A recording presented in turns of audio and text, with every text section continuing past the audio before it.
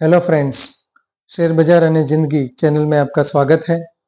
आज के दिन का अगर मार्केट की बात की जाए तो बहुत ही रेंज में मार्केट घूमा और अच्छे से 25,900 के ऊपर तक गया। तो आप ये कह सकते हो कि 26,000 जो निफ्टी है वो उन्होंने टच कर लिया है।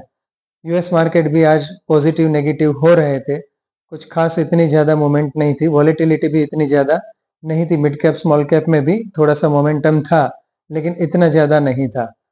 आज का जो सबसे एक हाईलाइट देखने वाली चीज़ थी वो थी वोडाफोन आइडिया, जिन्होंने कुछ अनाउंसमेंट किया है, जिसमें देखा जाए तो कंपनी जो है वो होपफुल है कि उनको नया इन्वेस्टमेंट मिलेगा। कुछ बैंकर से उनकी बात चल रही है और उनका जो आगे डेवलपमेंट प्लान है, एक्सपेंशन प्लान है, उसको वो रिवाइव कर सकते हैं, कैपेक्स में वो पैसा डाल सकते हैं, ऐसा कंपनी ने बताया है। उनकी जो एजीआर ड्यू गवर्नमेंट को उनको जो चुकाना है उसके लिए भी रिवीजन के लिए गवर्नमेंट ने कहा है। तो हो सकता है कि जो 2-3 दिन पहले डिनायल हो गया था उसमें भी कुछ न्यूज़ आ सकती है। लेकिन वोडाफोन आइडिया में ऐसा है कि अब इन्वेस्टर इतने सारे फंस चुके हैं, तो अब कंपनी कुछ ना कुछ डिलीवर करेगी, उसके बाद ही शायद इन्वेस्टर जो है उसका ट्रस्ट जो है वो वापस आएगा। क्योंकि अल्टीमेटली मार्केट में जो प्राइस है मूवमेंट या तो प्राइस राइज जो है वही कॉन्फिडेंस दिलाता है।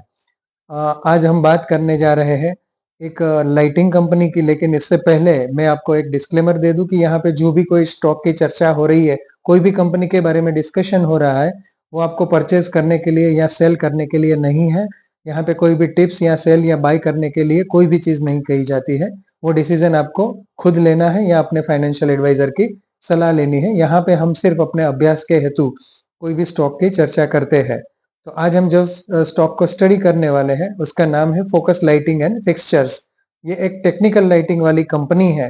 कंपनी जो है मेनली रिटेल लाइटिंग के साथ साथ फोकस लाइटिंग जो है वो उसमें वो क्षेत्र में काम करती है। अब फोकस लाइटिंग जो है वो कौन से क्षेत्र में आए उसका मैं एक एग्जांपल दूं तो कभी आप डीमार्ट में गए होंगे, कभी आप जूडियो में गए होंगे, तो वहां की जो लाइटिंग है वो देख सकते हो कि जो नॉर्मल लाइटिंग है उससे वो लाइटिंग अलग रहती है, वहां पे हाईलाइट उसका ज्यादा रहता है।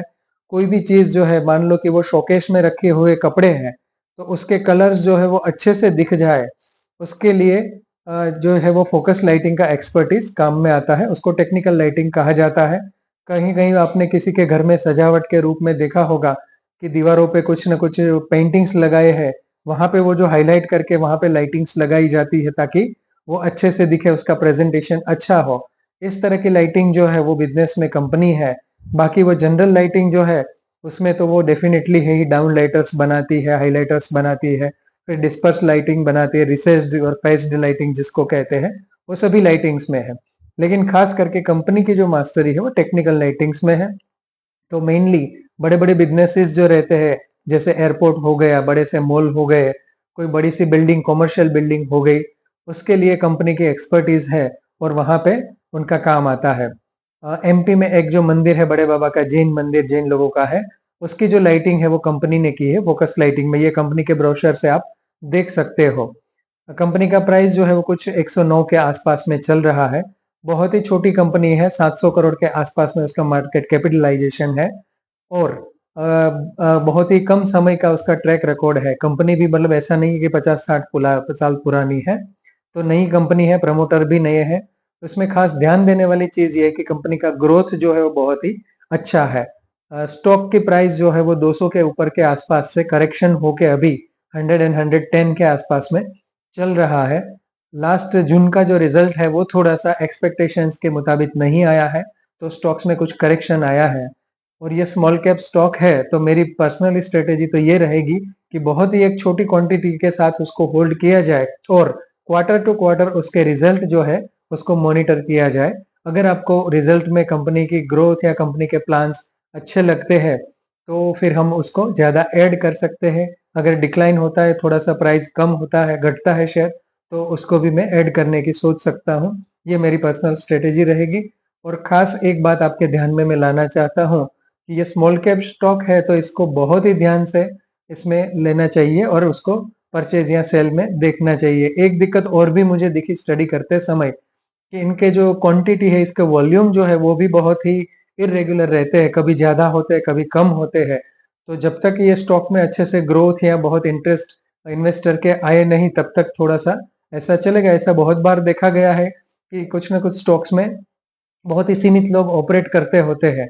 पब्लिक का जो एंड रहता है पार्टिसिपेशन, वो कम रहता है, या तो पब्लिक ऊपर के भाव में बहुत ज्यादा फंसी रहती है, ये भी हो सकता है। तो ऊपर के प्राइस में थोड़ी सेलिंग भी आ सकती है, लेकिन ऑल ओवर ग्रोथ जो है और प्रॉफिट जो है वो कंपनी के बढ़ रहे हैं, इसके हिसाब से मेरे ध्यान में आया है। तो मैं इसको रडार में रखूंगा। आप भी इनकी स्टडी कीजिए। इसके बारे में आपकी भी कोई राय बन रही है तो आप कमेंट कीजिए, और आप सबको मैं ये अनुरोध करूंगा कि आप कमेंट जरूर करें, लाइक करें, शेयर करें, और आपके कोई भी मित्र जो स्टॉक मार्केट में काम कर रहे हैं उनको ये वीडियो शेयर करें, ताकि ये ज्यादा से ज्यादा लोगों तक पहुंच सके। इसके बाद में आज हम डिस्कस करने वाले हैं एक स्टॉक की जिसका नाम है मनोबा फाइनेंस, जो आईपीओ है। बहुत ही छोटा सा आईपीओ है। सब्सक्रिप्शन में कोई इश्यू नहीं है, बहुत सारा सब्सक्रिप्शन मिलेगा, अलॉटमेंट के चांसेस कम है। एनबीएफसी कंपनी है, नॉन बैंकिंग फाइनेंस कंपनी, और इसमें एप्लीकेशन बहुत आएगी, लेकिन प्रीमियम अच्छा चल रहा है, अराउंड 50% जैसा ग्रे मार्केट में प्रीमियम चल रहा है। तो मैं पर्सनली जितने भी डीमेट अकाउंट है उसमें अप्लाई करूंगा, और मिनिमम जो लॉट है उसमें अप्लाई करूंगा। मान लो कि स्मॉल एचएनआई में करूंगा तो 2 लाख के आसपास करूंगा, बिग एचएनआई में करूंगा तो 10 लाख के आसपास। ज्यादा करने का कोई मतलब नहीं है, क्योंकि इसमें और सब्सक्रिप्शन हर एक कैटेगरी में अच्छा आएगा। Company two wheeler, three wheeler, बाकी एनबीएफसी एरेना में है, तो एनबीएफसी के जो भी कुछ ना कुछ प्लस और माइनस पॉइंट है वो सब इनको भी अप्लाई होते हैं। इनके जैसी कंपनियों की बात करें तो मास फाइनेंशियल आता है, अरमान फाइनेंशियल है, बेड फाइनेंस है, ये सब इनके पीयर या तो इनके कॉम्पिटिटर या इनके जैसी कंपनियां हम कह सकते हैं। तो इनको भी आप स्टडी करेंगे अच्छे से। लेकिन जो ग्रे मार्केट के प्रीमियम के हिसाब से इतना तो हम समझ सकते हैं कि इसमें लिस्टिंग गेन 100% होगा। तो पर्सनली मैंने अपना डिसीजन बनाया है कि इसमें अप्लाई करना है। बाकी भी बहुत सारे आईपीओ आ रहे हैं, बहुत सारे होल्डिंग कंपनी के भी आईपीओ आ रहे हैं। जैसे मैंने बताया था कि एनटीपीसी और हीरो मोटोकॉर्प का आप एक एक शेयर लेके रख रहे तो आपको शेयर होल्डर कोटा में मिलेगा। वैसे बहुत सारी कंपनियां हैं, लेकिन इसके बाद वाला जो वीडियो है उसमें उसकी भी चर्चा करेंगे। और पीछे जो हम डिस्कस कर चुके हैं वो स्टॉक में से अभी ट्यूब इन्वेस्टमेंट में एक बहुत ही अच्छा उछाल एक ही दिन में कुछ 6-7% का आया था। तो इस तरह कभी कभी आता है, तो आप अपनी होल्डिंग जो है, पोजीशनिंग हो, थोड़ी साइजिंग कर सकते हो।